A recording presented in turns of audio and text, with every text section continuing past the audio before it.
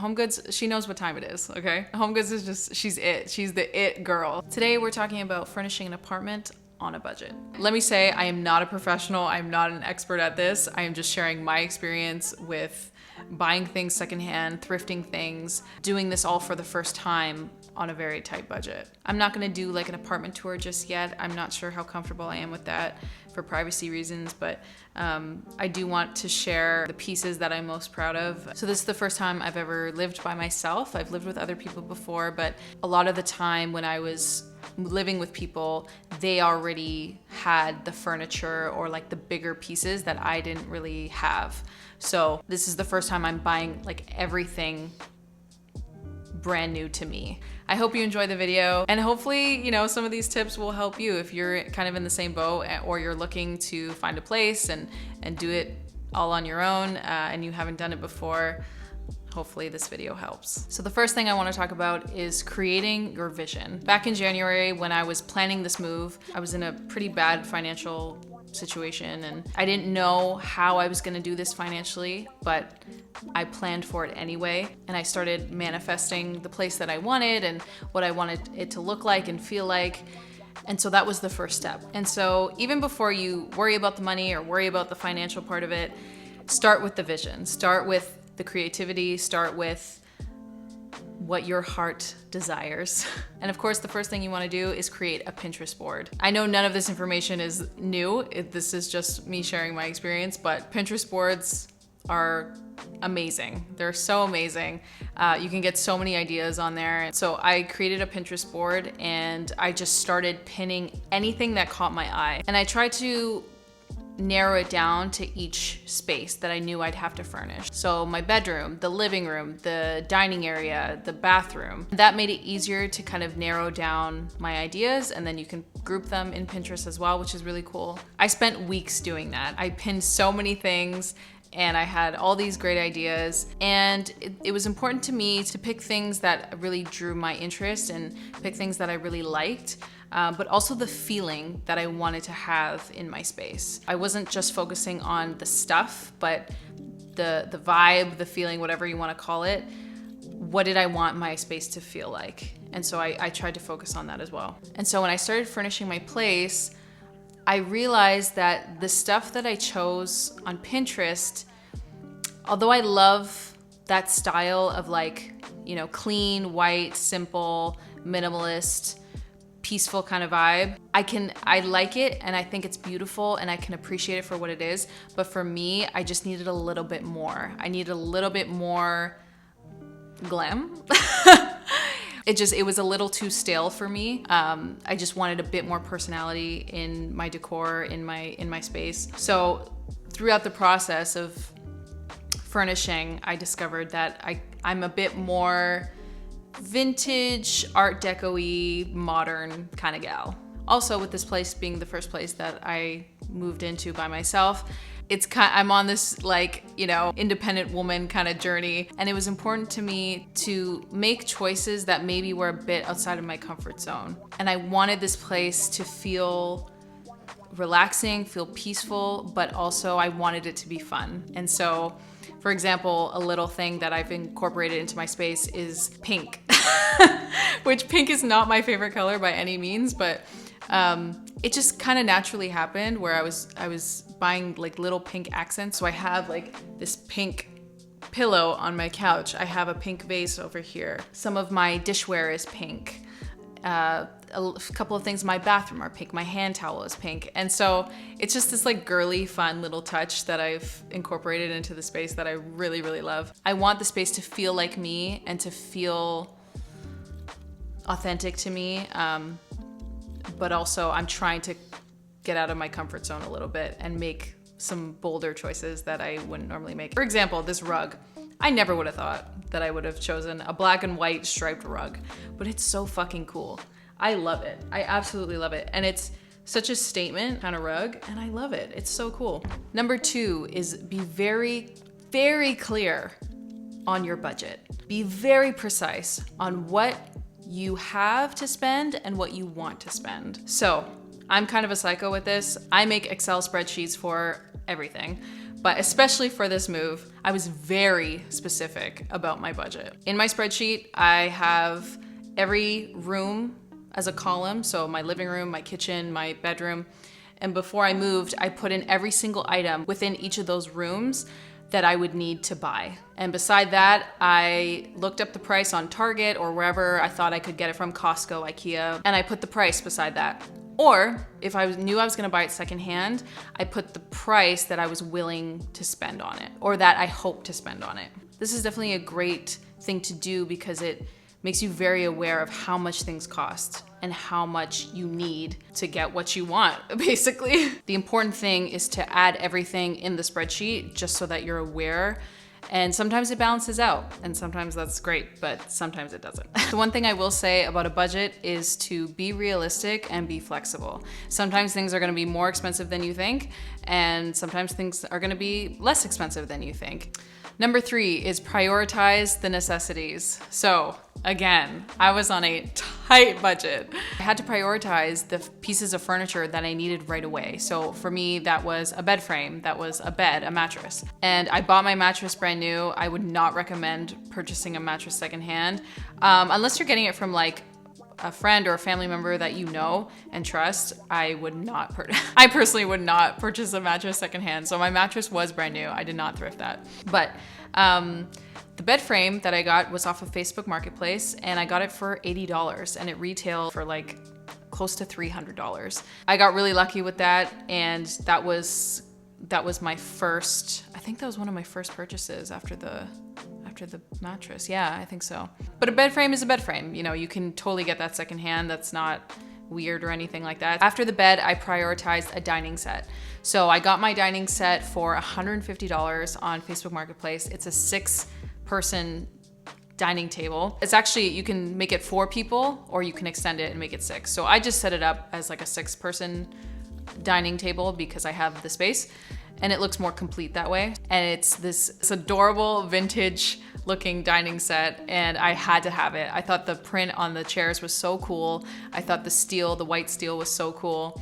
I prioritized that because it served as a second seating area for me, aside from my bed. So I didn't have to always be in my bed. I didn't have to always work at my bed. I could be at the dining table, and it gave me that separation. So that's the reason why I prioritize it. Also, just for eating purposes, like I needed to eat somewhere. I could have eaten on, I guess, my kitchen counter, but didn't want to really do that.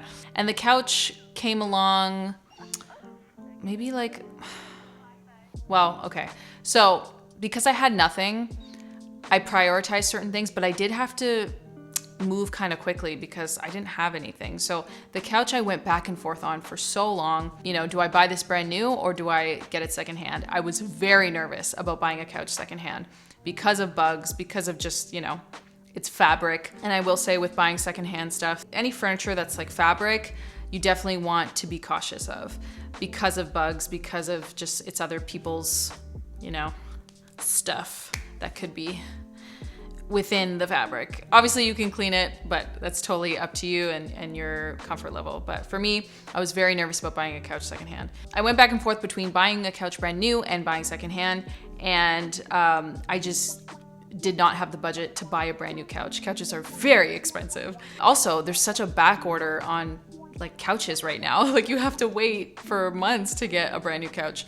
So that just wasn't an option. I decided to get it secondhand, and I found this beautiful teal couch on Facebook Marketplace. And I made sure to ask questions, and that is super important when buying furniture. You wanna ask if the person lives in a smoke-free home, in a pet-free home, if that matters to you, how long they've had it, why they're selling it. Just ask questions like that. So this girl that I bought it from, she had a valid reason for selling. She didn't smoke, but she had a small dog. She had a small chihuahua. So I kind of had to decide if that was okay with me. And in the end, obviously it was. And this couch was $150, which is a steal. And it's a futon too. So I thought it was such a unique color. I really, really wanted it.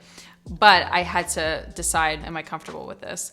So I asked my friend what she thought. And she said, honestly, like, let's go check it out. Let's go see it. If it's in good condition, that's one thing. Let's also just check out her place. If her place is disgusting and it looks sus, we're out. Like we're not getting this couch. But if it looks okay and everything's fine and whatever, she seems cool, then we'll take it. And I was like, that's a good plan. Let's do that. So we go to this girl's house. It ends up being fine. She's super cool. She has a valid reason for selling. The couch is in great condition. She's only had it for a few months. And so I now have a beautiful teal couch for $150. A note on prioritizing, I will say that if you see something you like, if you see something that just like speaks to your soul, get it, because you will regret not buying it. Sometimes things are so unique, like if you go to a flea market or a thrift store, it's like you won't see that thing again. It's not a duplicate. So if you see something you really like, just purchase it. You won't regret it. And also just be patient. You know, my place isn't close to being done, but I'm very happy with where it's at now. I have the things that I need, the necessities, the bare minimum. So I'm happy with it. And I know I just need to be patient for everything else to come together.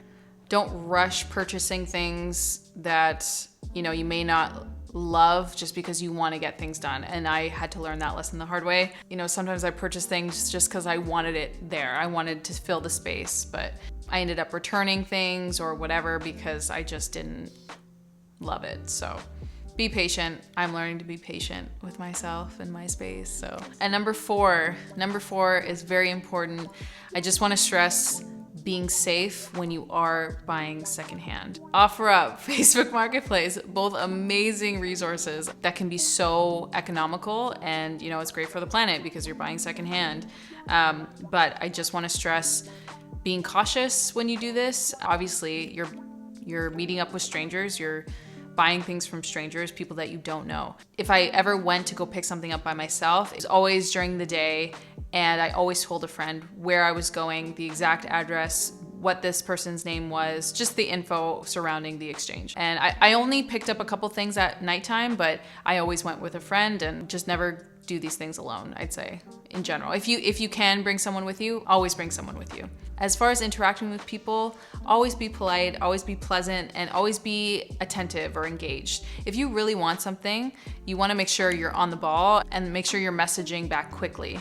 Also, when you kind of make the effort to be pleasant via text, it kind of enhances that person's trust with you. So it just makes the whole experience a little bit better. And like I said in the last tip, with furniture, especially fabric furniture, always ask questions. So ask questions like, is it a smoke-free home? Is it a pet-free home? How long have you had the item? Why are you selling it? Is there anything wrong with it?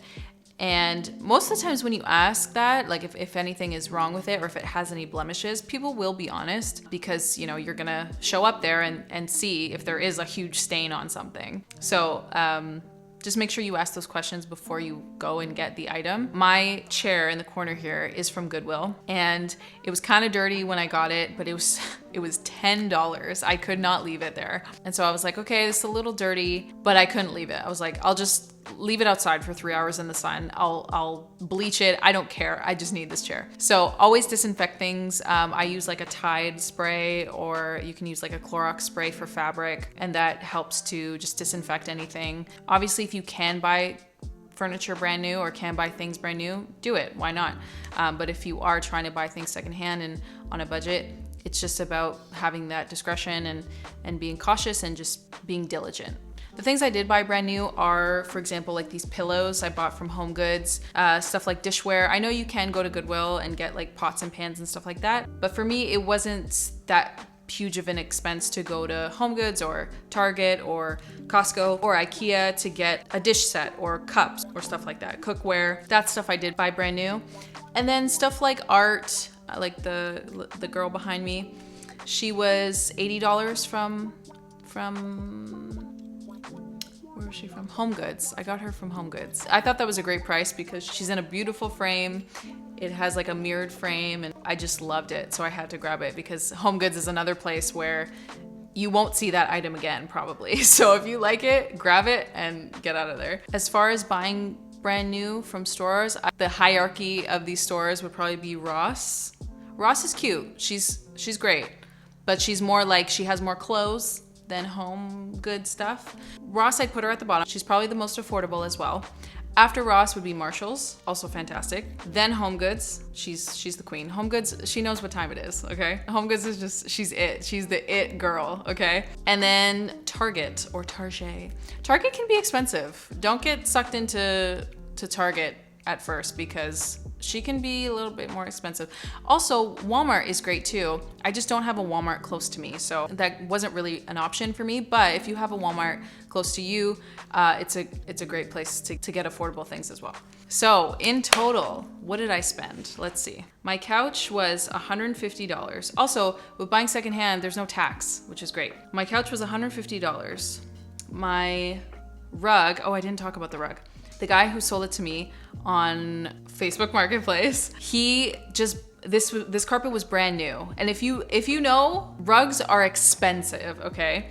And so this guy bought this brand new, and the only reason he was selling it was because it was too big for his space. And a lot of people will do that. If something is too much of a hassle to return, they'll just resell it. He sold this rug to me for $60, and it's a fairly big size, so I was super stoked about that. That was $60. This coffee table, they put it up for $85, and I got it for $65, and I love it. It's like a mid-century modern, has the mid-century legs. It's a great color. So I was really happy about that. My TV console was actually free. There's a whole story about that. I'm not gonna get into it, but it was free. It has a few nicks that I need to fill in with some white paint, but it's such a cute piece. I really do love it. My Goodwill chair was $10. That vintage mirror was $20, but I'm probably gonna sell that. This table right here with the vase was $35. This lamp was $40, which is crazy. This arch lamp right here. What else can I put on here? We're at $360 so far. That's pretty insane. The dining table was $150. The bed frame was $80. We're coming up to $590 now. The curtains came with the apartment. I will change them eventually, but I'm fine with them right now. My mattress was around let's call it $600. Without the mattress, if we're just counting like secondhand stuff, I'm at $590, which is crazy. And then plus the mattress, $1,190. I think that's pretty incredible. So I'm very proud of myself. Again, my place is not finished. I don't even have a TV. I'm probably gonna get one this weekend since it's Memorial Day weekend and there's probably a lot of sales. Yeah, I haven't really needed a TV. I just watch things on my computer, but I would like one to kind of complete this wall. But yeah, that's all I have for you guys today. I hope this was helpful. I don't have all the answers. I'm not a professional at this or an expert at this in any way, but hoping to help someone else who may be going through the same kind of journey as me as far as finding their own place. And it can be a lot. It can be very daunting. It's doable. It's possible. You just need to have a plan, stick to your budget, or at least try to have a budget at the very least. Yeah, and just have fun. It's been really fun. I've really enjoyed furnishing my place and decorating it. And it's been really great to just kind of figure out who I am in this way and what kind of space I would like to have, because I've always lived with other people. So it's never fully been mine, and now it is mine. And I'm really grateful for that. I walk out of my bedroom every day and come into this living room and I just smile. It just makes me smile, and I just feel a lot of gratitude for it. I'd love to hear what kind of style you guys have, or what you're more into, whether it's boho or mid-century or minimalist. I think it's so interesting. Thank you so much for watching, and I'll see you soon. Bye. And you call it beautiful. You say it's part of what makes me